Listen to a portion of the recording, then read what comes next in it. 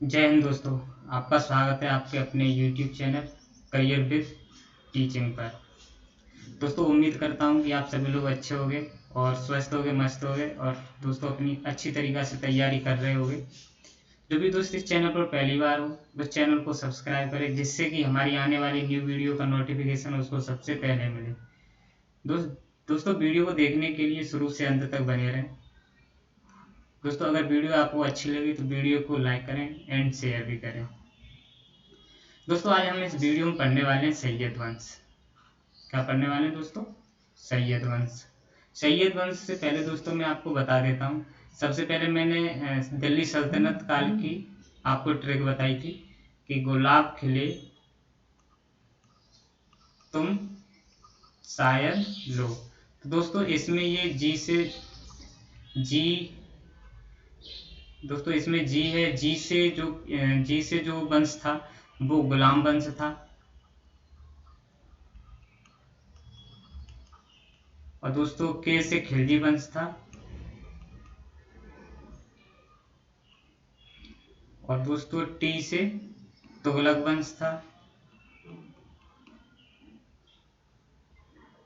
और दोस्तों एस से सैयद वंश था। और दोस्तों एल से लोधी वंश था। दोस्तों इसमें हमने आपको गुलाम वंश पढ़ा दिया था, खिलजी वंश भी पढ़ा दिया था। और दोस्तों मैं आपको पढ़ा रहा था तुगलक वंश। तुगलक वंश में दोस्तों मैंने पढ़ाया था आपको, गयासुद्दीन तुगलक के बारे में बताया था और महमूद बिन तुगलक के बारे में बताया था दोस्तों। फिर इसके बाद दोस्तों मैंने आपको मोहम्मद बिन तुगलक के बाद दोस्तों गयासुद्दीन तुगलक के बारे में बताया। गयासुद्दीन नहीं दोस्तों, मोहम्मद तुगलक के बाद मैंने आपको फिरोज शाह तुगलक के बारे में बताया था। फिरोज शाह तुगलक के बाद दोस्तों जब जो तुगलक वंश का लास्ट शासक नसरुद्दीन महमूद बचता है, जो अंतिम शासक दोस्तों नसरुद्दीन महमूद होता है, जिसका शासन 1395 से लेकर 1414 तक रहता है। इसके टाइम पर दोस्तों इसी के टाइम पर एक आक्रमण होता है इसी के समय पर 1398 में, जो कि दोस्तों आक्रमण करता है तैमूर लंग। कौन दोस्तों आक्रमण करता है? तैमूर लंग। दोस्तों इसी की एक सेना थी, उस सेना का जो दोस्तों नेतृत्व कर रहा था उसका नाम था खिज्र खां। इसकी एक सेना यानी कि एक टुकड़ी का जो दोस्तों नेतृत्व कर रहा था उसका नाम था खिज्र खां। दोस्तों यही खिज्र खां, ये जो खिज्र खां दोस्तों था, यही खिज्र खां दोस्तों अपने दिल्ली सल्तनत पर सैयद वंश की स्थापना करता है। दोस्तों जब तैमूर लंग वापस चला जाता है तो खिज्र खां यहाँ पर भारत में रह जाता है। दोस्तों जो खिज्र खां होता है वो दोस्तों उस समय पर तुगलक वंश का एक सैनिक हुआ करता, तुगलक के टाइम पर दोस्तों एक सैनिक हुआ करता था। दोस्तों सैनिक के रूप में, सैनिक शक्ति के रूप में वो उभर के निकलता है। उस टाइम पर दोस्तों दिल्ली के आसपास के जो भी अमीर थे, अमीरों की भी दोस्तों उसको सपोर्ट मिल जाता है। इस प्रकार दोस्तों खिज्र खां अपने दिल्ली सल्तनत में दोस्तों सैयद वंश की स्थापना करता है। तो दोस्तों वही पॉइंट है कि जो सैयद वंश का संस्थापक है वो खिज्र खां है, जिसे दोस्तों रैयत आला की उपाधि दी गई थी। रैयत आला कहा जाता था। दोस्तों खिज्र खां का जो शासनकाल था वो 1414 से लेकर 1421 तक था। दोस्तों बात करते हैं इसके बाद दोस्तों सैयद वंश का कोई भी शासक एक अच्छा शासन नहीं कर सका था, क्योंकि दोस्तों यह जो शासन कर रहे थे वो दोस्तों अपने सिर्फ राजपाट, जो इनका राजपाट था, अपने महल थे, महलों के आसपास ही दोस्तों महलों के अंदर ही इन लोगों ने अपना शासन किया। ना तो कोई दोस्तों अपना साम्राज्य विस्तार करने के लिए सोच रहा था और ना ही दोस्तों इनमें से कोई अपना ना ही तो दोस्तों ना किसी ने आक्रमण करने की सोची थी। इस तरीके से दोस्तों सैयद वंश से ही दिल्ली सल्तनत काल का सैयद वंश से ही दिल्ली सल्तनत काल का विघटन होना शुरू हो गया। दोस्तों सैयद वंश से ही दिल्ली सल्तनत का विघटन होना शुरू हो गया। मतलब दोस्तों दिल्ली सल्तनत का अंत, यानी कि जो ताकत थी वो कम हो गई थी। दिल्ली सल्तनत पर दोस्तों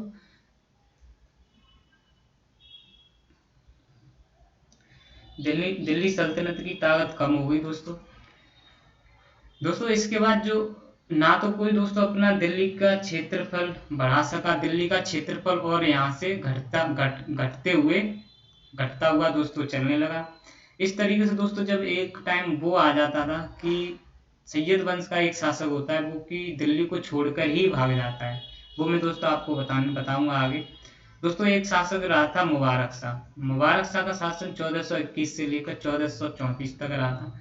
दोस्तों मैंने बताया था ये भी अपने राजपाट और महलों के ही अंदर ही शासन करते रहे। इन्होंने ना तो कोई आक्रमण किया, ना अपने साम्राज्य को विस्तार करने के लिए सोचा। हाँ दोस्तों ये पहला शासक था जिसने खुतबा अपने नाम का जारी करवाया था। दोस्तों खुतबा मैंने आपको बताया था, गुलाम वंश में पढ़ाया था। खुतबा का मतलब होता है दोस्तों प्रशंसा पत्र। दोस्तों मुबारक शाह ने अपनी प्रशंसा पत्र एक जारी करवाया था जिससे खुतबा कहा जाता था। दोस्तों मुबारक शाह ने ही अपने लिए एक किताब लिखवाई जिसे तारीख मुबारक शाही कहा गया। इसके नाम इसी का दोस्तों तारीख मुबारक शाही में ही मुबारक शाह का वर्णन किया गया है। इसमें अपना जो भी राजपाट का विस्तार है दोस्तों उसके बारे में जानकारी दी गई है। इस किताब को दोस्तों तारीख मुबारक शाही किताब को याहिया बिन सरहिंदी ने लिखा था। दोस्तों यह एक लेखक थे उस टाइम के जिनका नाम था याहिया बिन सरहिंदी।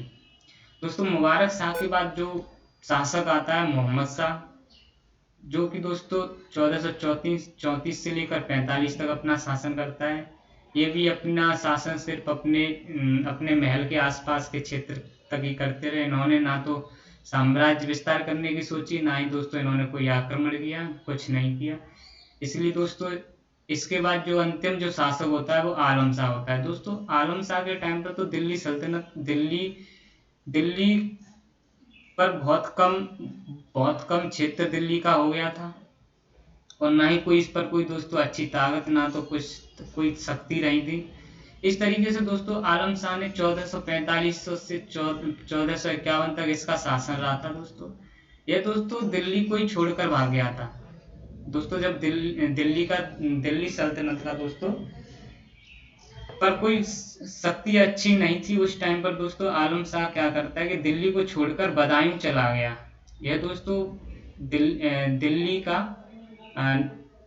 का जब दोस्तों अंतिम समय था दिल्ली सल्तनत का, उस टाइम पर दोस्तों आलम शाह शासक था।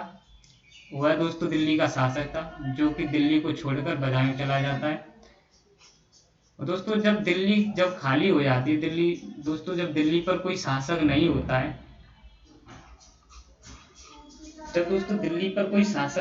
है, तो दोस्तों यहाँ पर दिल्ली पर एक वंश होता है लोधी वंश। दोस्तों लोधी वंश को आने का मौका मिलता है, क्योंकि दोस्तों जब कोई चीज खाली हो जाती है तो कोई ना कोई तो आएगा उस पर। क्योंकि दोस्तों आलम शाह जो सैयद वंश का अंतिम शासक था वो तो दिल्ली छोड़कर चला ही गया, बदायूं रहने लगा। अब दिल्ली खाली हो गई थी उसके टाइम पर। तो दोस्तों यहाँ पर एक वंश आता है लोधी वंश दिल्ली पर। तो उसमें आपको मैं लोधी वंश के बारे में थोड़ा दोस्तों बता देता हूँ। दोस्तों पहली बात तो ये जो लोधी वंश थे वो तुर्क नहीं थे। दोस्तों जब मैंने आपको बताया था सबसे पहले गुलाम वंश आया, खिलजी वंश आया, तुगलक वंश आया, फिर सैयद वंश, फिर लोधी वंश। दोस्तों गुलाम वंश और खिलजी और तुगलक तक दोस्तों ये तुर्क थे। ये कौन थे दोस्तों? तुर्क थे। पर दोस्तों ये सैयद मैंने आपको बताया था यह एक तैमूरलंग की सेना का नेतृत्व कर रहा था। इस तरीके से यहाँ रह गया था दोस्तों।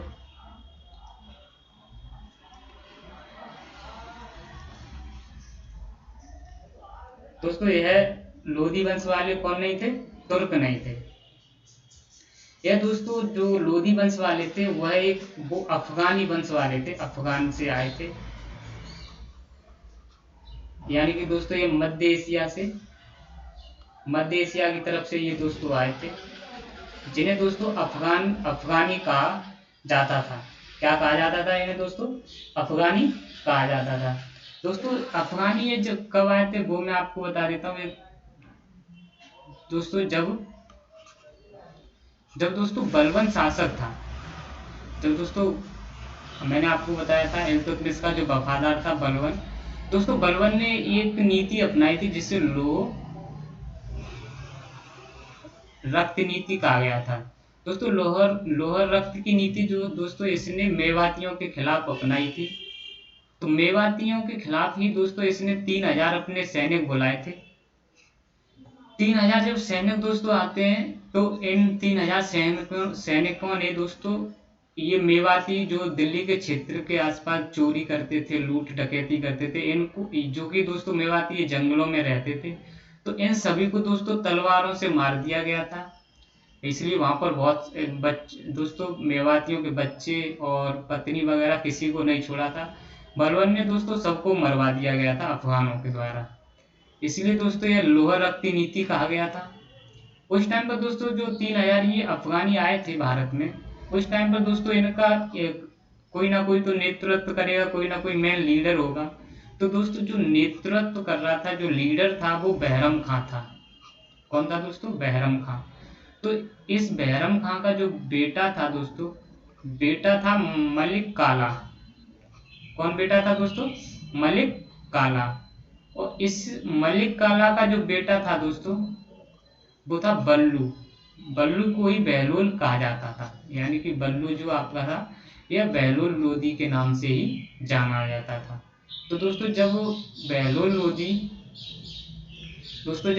बहलोल लोधी आपका यह यहाँ तक आ जाता है, जब सैयद वंश के टाइम तक आ जाता है दोस्तों, तो यह एक बहुत बड़ी शक्ति बन जाता है।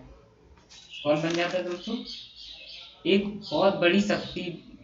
मतलब दोस्तों तुर्कों के शासन का तो अंत हो गया। यहाँ पर दोस्तों तुर्कों के शासन का तो अंत हो गया। अब इन अफगानियों ने अपना संगठन बनाया और दोस्तों दिल्ली पर कब्जा किया। क्योंकि जब दोस्तों अंतिम शासक जो ये था आलम शाह, जब वो बदायूं चला जाता है दिल्ली को छोड़कर, तो इन्हीं अफगानों ने दोस्तों दिल्ली को मतलब अपना संगठन बनाया और दिल्ली पर कब्जा किया। जब दोस्तों दिल्ली पर कब्जा हो जाता है तब अपना वंश स्थापित करते हैं लोधी वंश। आई होप दोस्तों, उम्मीद करता हूँ कि ये आपको समझ में आया होगा। तो दोस्तों लोधी वंश जो चलता है वो 1451 से लेकर 1526 तक चलता है। दोस्तों मैंने आपको बता दिया था कि क्योंकि ये लोधी जो थे, लोधी वंश वाले जो थे बलवन ने बुलाए थे। इस तरीके से दोस्तों ये मध्य एशिया से आए थे, अफगानी थे। तो इसलिए दोस्तों दिल्ली पर प्रथम जो अफगान वंश था वो लोधी वंश वालों का। दिल्ली पर जो प्रथम अफगान वंश था दोस्तों, तो ये बहलोल लोधी वगैरह का था। दोस्तों अफगान वंश से ही जो ये लोग ताल्लुक रखते थे, गिरजाई जाति थी। एक दोस्तों अफगान वंश में एक गिरजाई जाति से ये ताल्लुक रखते थे। इसका जो लोधी वंश का जो दोस्तों संस्थापक था वो बहलोल लोधी था। ये दोस्तों बहलोल लोधी जो था इसने शासन सबसे ज्यादा किया था दिल्ली सल्तनत पर, जो कि 1451 से लेकर 1489 तक किया था। दोस्तों दिल्ली सल्तनत इसने जो शासन किया था दिल्ली सल्तनत पर वो 38 साल किया था। दोस्तों दिल्ली सल्तनत पर 38 साल किसी ने शासन नहीं किया था, इसलिए बहलोल लोधी को दिल्ली सल्तनत में सबसे लंबा शासनकाल कहा जाने वाला शासक कहा जाता है। दोस्तों जब बहलोल लोधी दोस्तों दिल्ली की गद्दी पर नहीं बैठा था दोस्तों, इससे पहले यह बहलोल लोधी मुल्तान का गवर्नर था। जब दोस्तों ये दिल्ली की गद्दी पर नहीं बैठा था तो इससे पहले ये मुल्तान का गवर्नर था। दोस्तों बहलोल लोधी ही एक ऐसा पहला व्यक्ति था, सॉरी दोस्तों, यह बहलोल लोधी दोस्तों दूसरा ऐसा व्यक्ति था जो कि सिजेरियन सुल्तान कहा गया। दोस्तों सिजेरियन द्वितीय सिजेरियन सुल्तान किसको कहा जाता था? बहलोल लोदी। दोस्तों सिजेरियन में आपको बताता हूँ सिजेरियन क्या होता है। जैसे दोस्तों जो एक तो बच्चा नॉर्मल होता है, तो वो तो दोस्तों साधारण ही हुआ। एक दोस्तों दूसरा जो बच्चा होता है वो ऑपरेशन से हो, उसको बोलते हैं सिजेरियन। तो दोस्तों उस टाइम पर बहलोल लोदी सिजेरियन यानी कि ऑपरेशन से जन्मा था, इसलिए दोस्तों इसको द्वितीय सिजेरियन सुल्तान कहा गया था। अब दोस्तों यह द्वितीय था यानी दूसरा सिजेरियन था। तो दोस्तों इससे पहले जो था शासक, इससे पहले जो सिजेरियन था वो था दोस्तों बिंदुसार। दोस्तों जो बिंदुसार था, यह मौर्य वंश का, दोस्तों मौर्य वंश के जो संस्थापक थे चंद्रगुप्त मौर्य। कौन थे दोस्तों संस्थापक? चंद्रगुप्त मौर्य का लड़का था दोस्तों बिंदुसार। दोस्तों आई होप, उम्मीद करता हूँ समझ में आया होगा। प्रथम जो सिजेरियन था दोस्तों बिंदुसार था। बिंदुसार जो लड़का था दोस्तों वो चंद्रगुप्त मौर्य का था। चंद्रगुप्त मौर्य ही दोस्तों मौर्य वंश के संस्थापक थे। तो उम्मीद करता हूँ दोस्तों आपको यह पॉइंट समझ में आया होगा। अगर समझ में आया तो दोस्तों वीडियो को लाइक करें एंड चैनल को सब्सक्राइब करें। दोस्तों जो बहलोल लोदी था यह अपना 2 बार राज्याभिषेक करवाया था। इसने बहलोल लोदी ने दोस्तों अपना 2 बार राज्याभिषेक करवाया था। इसी तरीके से दोस्तों इससे और भी 6 शासक रहे, 6 शासक ऐसे रहे दोस्तों, इन्होंने 2 बार अपना राज्याभिषेक कराया है। इससे पहले दोस्तों तुगलक वंश में अभी फिरोज शाह तुगलक ने 2 बार अपना राज्याभिषेक करवाया था। दोस्तों बहलोल लोदी के टाइम पर दिल्ली का क्षेत्र भी छोटा हो गया था एक तरीका से। दिल्ली पे ज्यादा ना तो दोस्तों सोना चांदी वगैरह दोस्तों, पैसे की यानी रुपए की कमी थी दोस्तों बहुत सारी। तो उस टाइम पर दोस्तों बहलोल लोदी ना जो अपना शासन करता था वो दरी पर बैठकर करता था। बहलोल लोदी दोस्तों अपना शासन किस पर करता था? दरी पर बैठकर करता था दोस्तों। इसने अपना सिंहासन ही नहीं बना पाया था। जो नेक्स्ट पॉइंट है दोस्तों, बहलोल लोदी क्या चाहता था?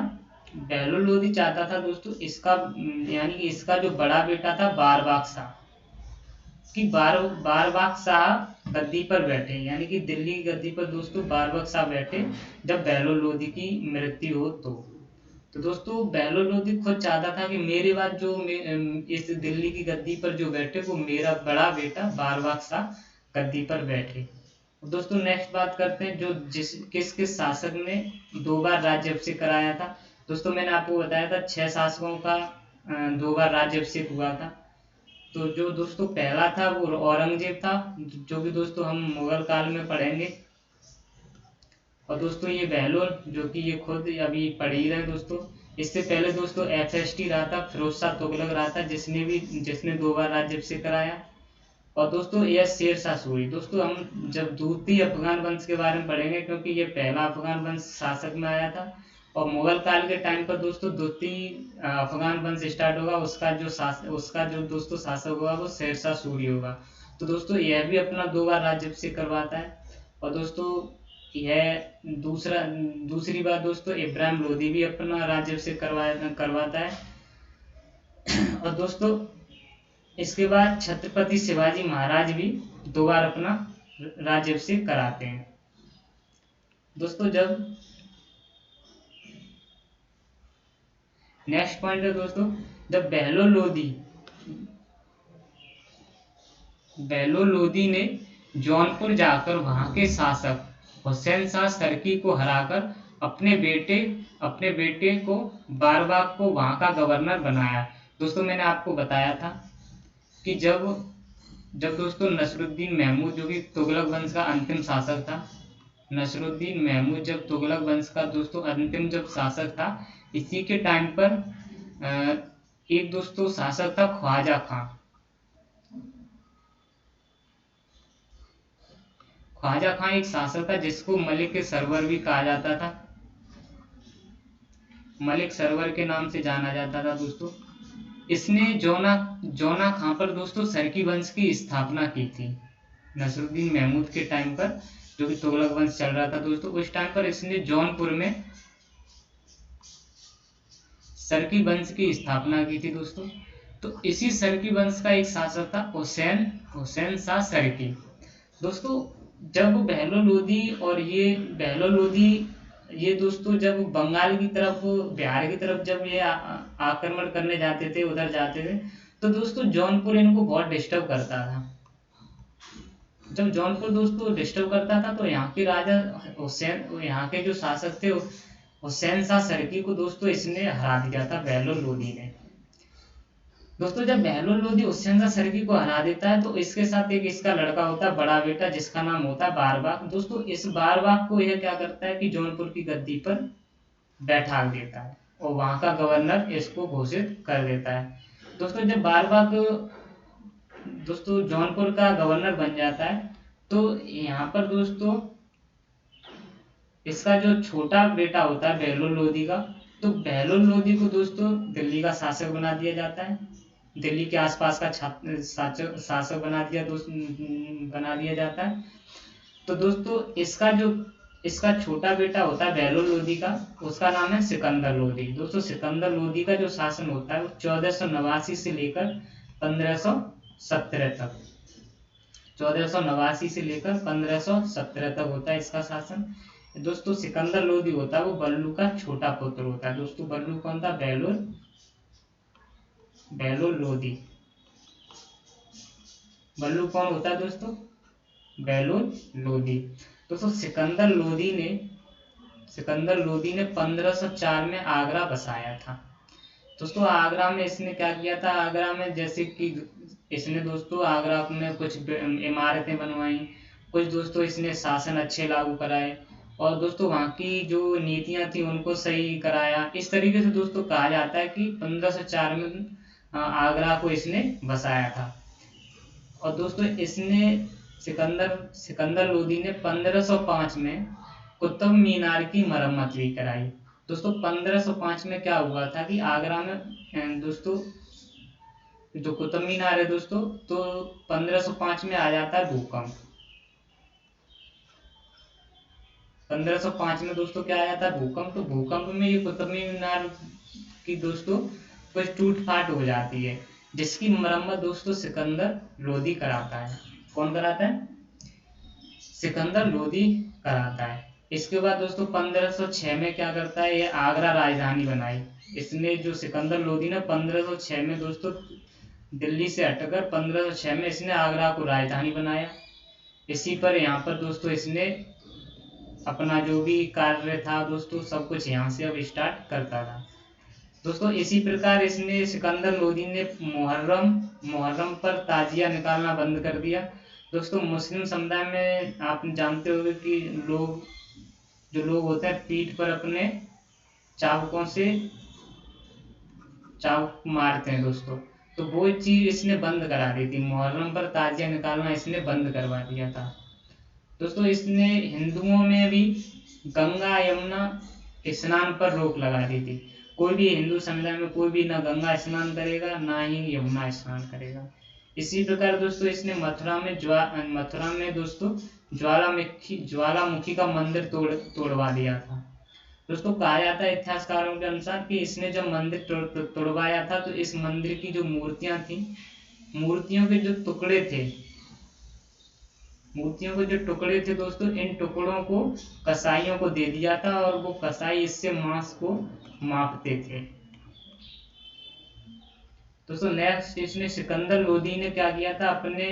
इसने अपने नाम का एक भूमि का माप करने वाला दोस्तों इसने एक फीता बनवाया, जिसको बोला जाता है गजे सिकंदरी। जिससे दोस्तों गजे सिकंदरी से क्या होता है कि भूमि होती है जो दोस्तों इसकी मापन किया जाता है कि कितने बीघा है, कितने गट्ठा है। इस तरीके से गजे सिकंदरी इसने लागू करवाया था दोस्तों। वो जो होता था वो 30 इंच का होता था। इस तरीके से नेक्स्ट पॉइंट है दोस्तों, इसने गुलरुखी शीर्षक से अपनी कविताएं लिखवाता था और इसी के समय में भारतीय संगीत पर पहला फारसी ग्रंथ लिखा गया था। उस ग्रंथ का नाम है दोस्तों लज्जत सिकंदर शाही। ये क्वेश्चन बनता है दोस्तों, भारतीय संगीत पर पहला फारसी ग्रंथ लिखने वाला फारसी ग्रंथ कौन सा है? तो आप क्या बताओगे? लज्जत सिकंदर शाही। दोस्तों इसी के समय पर, सिकंदर लोधी के समय पर एक वजीर हुआ करते थे जिनका नाम था मियाँ भुइयाँ। मियाँ भुइयाँ ने दोस्तों मठ मस्जिद बनाई, मठ मस्जिद का निर्माण किया, जिससे दाल मस्जिद भी कहा जाता है। दोस्तों इसका मानना है कि दोस्तों इन्होंने दालों का प्रयोग किया था इस मठ मस्जिद में। इसका दोस्तों जो निर्माण कराया था दिल्ली में करवाया था। दोस्तों मियाँ भुइयाँ की रचना है, जो मियाँ भुइयाँ की जो रचना है उनमें दोस्तों सबसे प्रमुख है फारंग ए सिकंदरी, और दूसरी है जो तिब्बत सिकंदरी। दोस्तों इसमें इसने सिकंदर लोदी का वर्णन किया है। और दोस्तों सिकंदर लोदी एक था ऐसा लोदी वंश का जो कभी भी दाढ़ी नहीं रखता था अपनी। और दोस्तों सिकंदर लोदी की मृत्यु जो हुई थी वो गले की बीमारी के कारण हुई थी। इसके दोस्तों गले में कुछ दिक्कत हो गई थी, जिसकी वजह से सिकंदर लोदी मारा गया था। इसके बाद दोस्तों जो सिकंदर लोदी है, इसका मकबरा दोस्तों दिल्ली में स्थित है। दिल्ली में दोस्तों इसका मकबरा स्थित है। और सिकंदर लोदी के जो समकालीन प्रसिद्ध व्यक्ति थे, सिकंदर लोदी के समय पर समकालीन जो प्रसिद्ध व्यक्ति थे उनमें से सबसे प्रमुख एक आपके कबीरदास हैं, और दूसरे गुरु नानक हैं, और तीसरे राणा सांगा। दोस्तों आप कबीरदास और गुरु नानक के बारे में जानते ही होंगे। राणा सांगा दोस्तों वो थे जो कि दोस्तों सिसोदिया वंश से ताल्लुक रखते थे। दोस्तों महाराणा प्रताप के पूर्वज थे। महाराणा प्रताप के दोस्तों पूर्वज जो थे वो राणा सांगा थे। इस तरीके से जब दोस्तों सिकंदर लोदी की मृत्यु हो जाती है, तो सिकंदर लोदी के बाद दोस्तों अंतिम जो शासक आता है दिल्ली का, वो आता है इब्राहिम लोदी। दोस्तों इब्राहिम लोदी का जो शासन चलता है वो 1517 से लेकर 1526 में।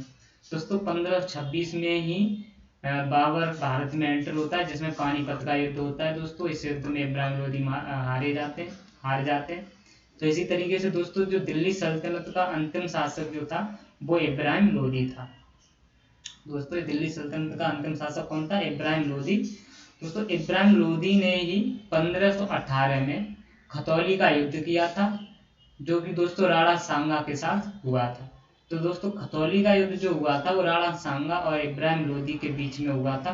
दोस्तों राणा सांगा और इब्राहिम लोदी के बीच में जो खतौली का युद्ध हुआ था यह अनिर्णायक था। अनिर्णायक दोस्तों था, यानी कि इनक्लूसिव दोस्तों था ये, यानी कि दोस्तों इसका निर्णय नहीं हुआ था। कुछ इतिहासकारों का मानना है कि दोस्तों इसमें यह नहीं पता चला था कि राणा सांगा जीते कि इब्राहिम लोदी। अगर दोस्तों राणा सांगा जीते होते तो फिर दिल्ली पर राणा सांगा का शासन होता, फिर दिल्ली सल्तनत में, तो फिर राणा सांगा दोस्तों इनके बारे में पता चलता। अगर दोस्तों और फिर ये भी पता चलता है कि इब्राहिम लोदी इनके कब्जे में आ गया था। अगर दोस्तों ऐसा होता तो उस तरीके से पता चलता था। अगर दोस्तों इब्राहिम लोदी अगर इस युद्ध में जीतता तो यह पता चलता कि राणा सांगा भी इनके अधीन हो गए। तो दोस्तों इसमें कुछ पता नहीं चला था, इसलिए अनिर्णायक यह युद्ध रहा था। दोस्तों ये खतौली का जो युद्ध हुआ था वो खतौली आपकी हरियाणा के पास, हरियाणा में जगह दोस्तों इस तरीके से जो इब्राहिम लोदी के बीच में दोस्तों एक युद्ध होता है पानीपत का युद्ध।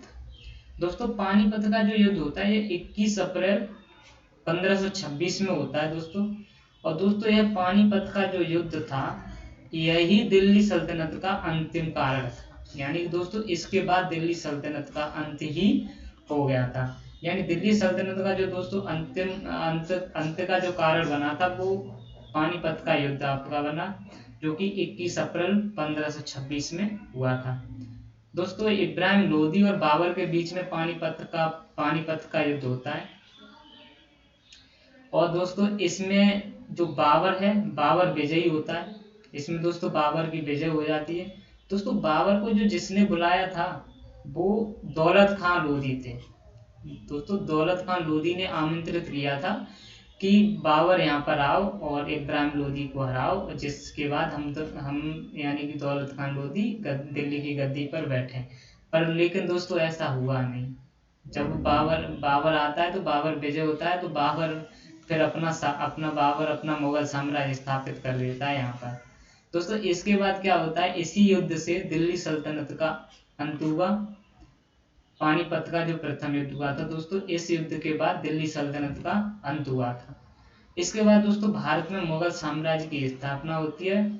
भारत में मुगल साम्राज्य आ जाता है, फिर मुगल साम्राज्य की स्थापना होती है। दोस्तों इस युद्ध में, पानीपत के युद्ध में, यह पहला युद्ध ऐसा था दोस्तों, इस युद्ध में मारा जाने वाला प्रथम शासक था दोस्तों इब्राहिम लोदी था। यह एक प्रथम ऐसा शासक था जो दोस्तों जो कि युद्ध भूमि में मारा गया। दोस्तों इससे पहले कोई शासक युद्ध भूमि में नहीं मारा गया था दोस्तों, सिर्फ इब्राहिम लोदी ही ऐसा लोदी वंश का शासक बना, दिल्ली सल्तनत का शासक बना, जो कि युद्ध भूमि में मारा गया था। दोस्तों उम्मीद करता हूँ कि आप लोगों को यह वीडियो पसंद आई होगी, और दोस्तों मैं अपना 100% अपना दे रहा हूँ, आप इस वीडियो को दोस्तों देखें, और इसके पार्ट इससे पहले मैंने जो अपलोड किए वो भी देखें दोस्तों। अगर दोस्तों वीडियो पसंद आए तो वीडियो को लाइक भी करें और शेयर भी करें, और दोस्तों अपने जो भी ग्रुप है उसमें भी शेयर भी करें। दोस्तों इस वीडियो में आपका आज हम इतना ही दोस्तों पढ़ते हैं। इस वीडियो में दोस्तों आज इतना ही पढ़ते हैं। इसके बाद दोस्तों हम अगले पार्ट में आपसे मिलते हैं। जय हिंद, जय भारत।